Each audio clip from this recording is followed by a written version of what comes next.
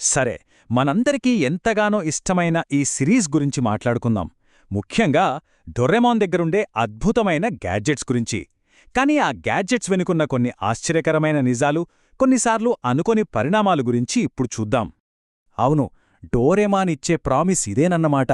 22వ శతాబ్దం నుంచి వచ్చిన ఒక రోబోటిక్ పిల్లి నోబితా అనే ఒక మామూలు అబ్బాయికి హెల్ప్ చేయడానికొస్తుంది, అతని జీవితాన్ని మార్చేయాలని. కాని ఆ మార్పు ఎప్పుడూ మంచివైపే ఉంటుందా? అదొక పెద్ద ప్రశ్న. ఏం తప్పు జరుగుతుందిలే అనుకుంటున్నారా? ఒక్కసారి ఆలోచించండి. ఒక 10 ఏళ్ల పిల్లాడి చేతిలో ఈ ప్రపంచాన్నే మార్చేయగల శక్తిని పెడితే ఏమవుతుంది? చెప్పాలంటే దాదాపు ప్రతిదీ అనుకున్నదానికి రివర్స్లో జరుగుతుంది. అంతేకాదు, కొన్నిసార్లు అది చిన్న తప్పులతో ఆగకుండా పెద్ద పెద్ద విపత్తుల కూడా దారితీస్తుంది. ఇక డోరేమాన్కి అసలు పవర్ అంతా ఎక్కడ్నుంచొస్తుందంటే అతని 4th డైమెన్షనల్ పాకెట్ నుంచే. అదేనండి, అతని కడుపు మీద ఉండే ఆ అద్భుతమైన జేబు. దానిలో ఎన్ని వస్తువులు పడతాయో చెప్పలేం, అక్షరాల అనంతం. ఆ పాకెట్లోంచి ఇప్పటిదాకా ఎన్ని గ్యాడ్జెట్స్ బయటకొచ్చాయో తెలుసా? సుమారుగా 4500. జపనీస్లో వీటిని డోగు అని కూడా అంటారు. ప్రతి గ్యాడ్జెట్కి ఒక స్పెషల్ పవర్ ఉంటుంది. ఏదో ఒక సమస్యలు సాల్వ్ చేయడానికే దాన్ని తయారుచేశారు. అయితే ఈ గ్యాడ్జెట్స్లో చాలా వరకు చిన్న చిన్న పనులకు, అప్పటికప్పుడు వచ్చే సమస్యలకి ఉపయోగపడతాయి. కానీ వాటిలో కొన్ని మాత్రం మామూలువి కావు. వాటిని గాడ్ టియర్ గ్యాడ్జెట్స్ అనొచ్చు. ఎందుకంటే అవి మన రియాలిటీనే, మన వాస్తవికతనే మార్చేయగల శక్తి ఉన్నవి. ఉదాహరణకు ఎనీవేర్ డోర్ తీసుకోండి. ఈ ఒక్క గాడ్జెట్ చాలు దూరం, ప్రదేశం అనే కాన్సెప్ట్లకే అర్థం లేకుండా పోతుంది. జస్ట్ ఒక డోర్ తెరిచి అడుగు బయట పెడితే చాలు, ఈ ప్రపంచంలో మనం అనుకున్న ఏ మూలకైనా సరే క్షణాల్లో వెళ్ళిపోవచ్చు. ఇక టైం మిషన్, ఇది నోబితా డెస్క్ డ్రాయర్లో ఉంటుంది. దీంతో గడిచిపోయిన కాలంలోకి గాని, రాబోయే భవిష్యత్తులోకి గాని వెళ్ళిపోవచ్చు. చెప్పాలంటే ఇదొక తాళం చెవిలాంటిది. చరిత్రను మంచివైపు తిప్పొచ్చు, లేదా తెలియక చేసే చిన్న పొరపాటుతో మొత్తం చెడగొట్టనువచ్చు. కాని అన్నింటికన్నా పవర్ఫుల్ బహుశా ఇదేనేమో, వాటిఫ్ ఫోన్ బూత్. దీని పవర్ గురించి ఊహించుకుంటేనే మైండ్ బ్లాక్ అవుతుంది. ఇది చిన్న చిన్న మార్పులు చేయడం కాదు, ఏకంగా ఒక కొత్త ప్రపంచాన్నే సృష్టిస్తుంది. మనం ఫోన్ రిసీవర్లో ఒకవేళ ఇలా జరిగితే బాగుండు అని చెప్తే చాలు, ఆ ప్రపంచం మన కళ్లముందుంటుంది. మరి ఇంత పవర్ఫుల్ గ్యాడ్జెట్ నోబితా చేతిలో పడితే ఏమైంది?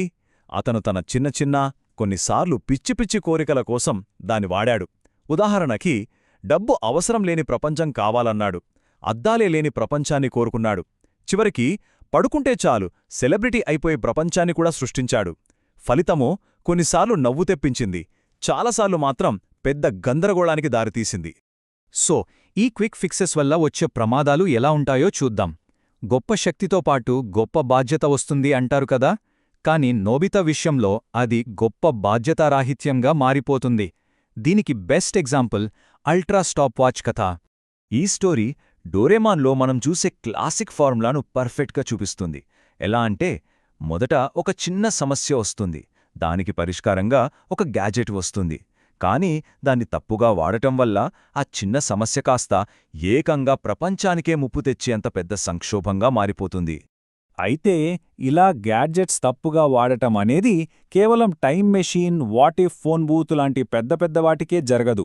డోరేమాన్ దగ్గరున్న దాదాపు ప్రతి గ్యాడ్జెట్తోనూ ఇదే కథ. చూశారుగా, ఫిజికల్ ఫామ్ మార్చాలన్నా, జంతువులా మారిపోవాలన్నా, చివరికి బట్టలు మార్చుకోవాలన్నా ప్రతిదానికి ఒక షార్ట్కట్ ఉంది. కానీ ప్రతి షార్ట్కట్ కూడా ఒక ఊహించని ఫన్నీ డిజాస్టర్కు దారితీసే అవకాశం కూడా ఎప్పుడూ రెడీగా ఉంటుంది. సరే, దీనివల్ల మనకు అర్థమయ్యే అసలైన పాఠమేంటి? ఇన్ని అద్భుతమైన గాడ్జెట్స్ ఉన్నప్పటికీ టెక్నాలజీ ఒక్కటే ప్రతి సమస్యకు ఫైనల్ ఆన్సర్ కాదు. అదే అసలైన పాయింట్. ఎందుకంటే 22వ శతాబ్దపు టెక్నాలజీకి కూడా దాని లిమిట్సున్నాయి. ఈ విషయం గిగాజోంబీ అనే ఒక భయంకరమైన విలన్తో ఫైట్ చేసినప్పుడు చాలా క్లియర్గా ప్రూవ్ అవుతుంది. ఆ ఫైట్లో డోరేమాన్ తన అల్ట్రా స్టాప్ వాచ్తో సమయాన్ని ఆపేస్తాడు. ఇంకేముంది, గెలిచేశామనుకుంటాడు. కానీ షాకింగ్ విషయమేంటంటే, గిగాజాంబీ మీద దాని ఎఫెక్ట్ అస్సలు పనిచేయదు. ఎందుకంటే అతను 23rd శతాబ్దానికి చెందినవాడు. ఈ యొక్క సీన్తో డోరేమాన్ దగ్గరున్న టెక్నాలజీ అప్పటికే అవుట్డేట్ అయిపోయిందనే చేదు నిజం బయటపడుతుంది. అలాంటప్పుడు అసలు పరిష్కారమేంటి? అంత పవర్ఫుల్ ఫ్యూచర్ టెక్నాలజీ కూడా ఫెయిల్ అయినప్పుడు, లేదా దాన్ని తప్పుగా వాడినప్పుడు ఈ కథలు మనకు అసలు ఏం చెప్పాలనుకుంటున్నాయి? నిజమైన పరిష్కారాలు గ్యాడ్జెట్స్లో ఉండవు. అవి కేవలం సమస్యలను మరింత ఆసక్తికరంగా మారుస్తాయి, అంతే. అసలైన సొల్యూషన్స్ ఎక్కడ ఉంటాయంటే, ఆ టెక్నాలజీ ఫెయిలైన తర్వాత మనం నేర్చుకునే పాఠాల్లో ఉంటాయి. అవే పట్టుదల, కష్టపడి పనిచేయడం, అన్నింటికి మించి స్నేహితులు ఒకరికొకరు తోడుగా ఉండడం. అదే అసలైన సూపర్ పవర్.